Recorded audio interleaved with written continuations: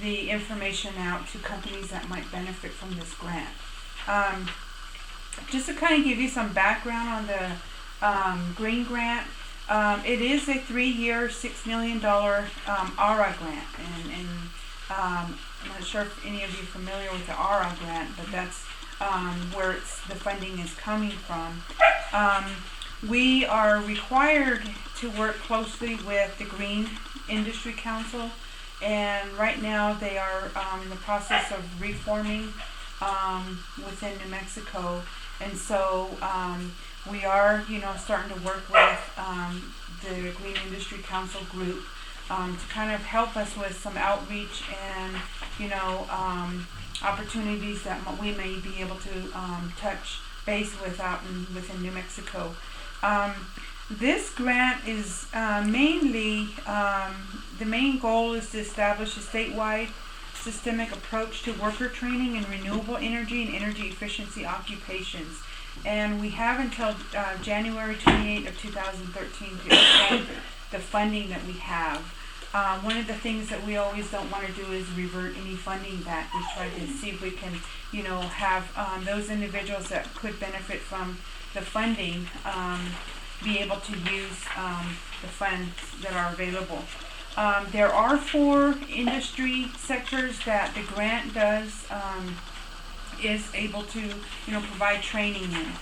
We've got solar, wind, and green building / energy efficiency, and biofuels. Those are the 4 industry sectors that we are targeting, that we can help, individuals with training.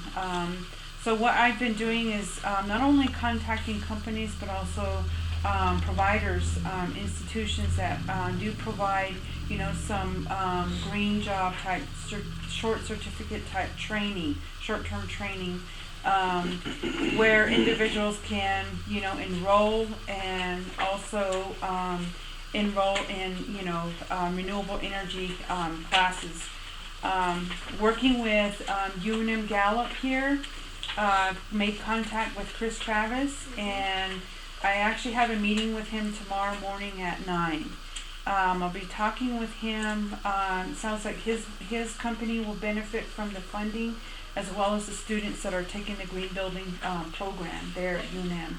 So if I could, even expand that out to, reach out to other companies, other programs, I'd be really happy to, get that information, and I'd like to, be able to do this, sit down with them and let them know what's available to them as well. The grant does require that we have a sub-industry council, and the council does comprise of businesses, associations, labor organizations, workforce development, economic development representatives, educational institutions, as well as any community-based organizations. If you wanted to be represented on the council, we do have a solar sub-industry council that is, they meet on I'm not sure if Central meets on a quarterly basis in Albuquerque, with our New Mexico Workforce office in Albuquerque, located on Mountain Road. Mr. Patrick Gannon is the person that is in charge of that, and so there's an opportunity, for, if time permits, for any of you, if you want Gallup Solar to be represented on this council, I can get that information to you, his email, telephone number, and location of his office.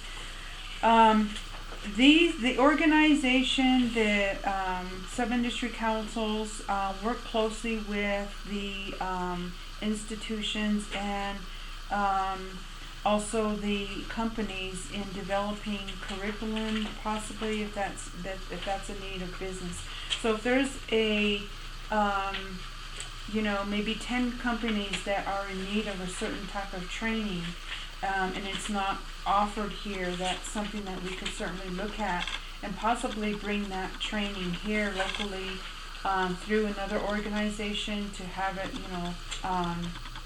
taught here at UNM, or, within the Gallup area. That's, part of the Sub-Industry Council's responsibilities. And so, working through them, we also request for additional funding. So right now we have expended at least 75% of our funding that's been allocated for the first portion. And so we were first allocated at about $250,000, and so we have an additional funding that is available, that's there, that we can utilize. However, we do have to request for the additional funding and just kind of identify where those funds would be spent. And so you can contact me and let me know, company, if you're a company owner, students, if there's a need for employee training.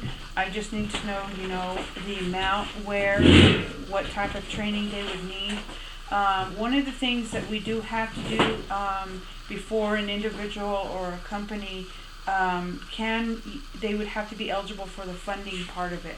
So for the students and any of the employees, companies will be working closely with the Gallup One-Stop Office. The contact person there is Dawn Garcia. She's a site manager there, and her number is 505-863-8883 or 8884, or you can contact me and I can certainly make those connections and be happy to get some of the training programs or training opportunities started.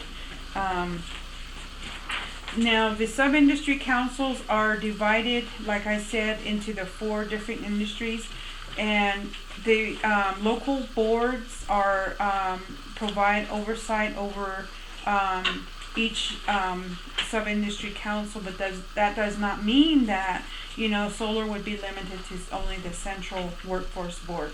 It covers statewide. We just work hand in hand, and we can still provide training for individuals here in Gallup or in San Juan or Cibola counties, for individuals that are in need of training or any type of professional development. The wind industry is assigned to the Eastern Board. Our area here is mainly focusing on green building and energy efficiency. So anything that falls under that definition is what we would be, training individuals, or anyone under solar, under wind. I know we have the Red Mesa Wind Farms. Is that what it is here in this area? And so that would be another company that I'd like to make some contact with, as well as biofuels. Biofuels is a very new emerging industry, and that's being overseen by the Southwest Board. The individuals that we are targeting for the training, the grant, are dislocated workers, meaning anyone that has been affected by maybe has been laid off due to, or maybe has had their hours reducted, and so there's just absolutely no work, and therefore they're being laid off. Those are individuals that we can serve.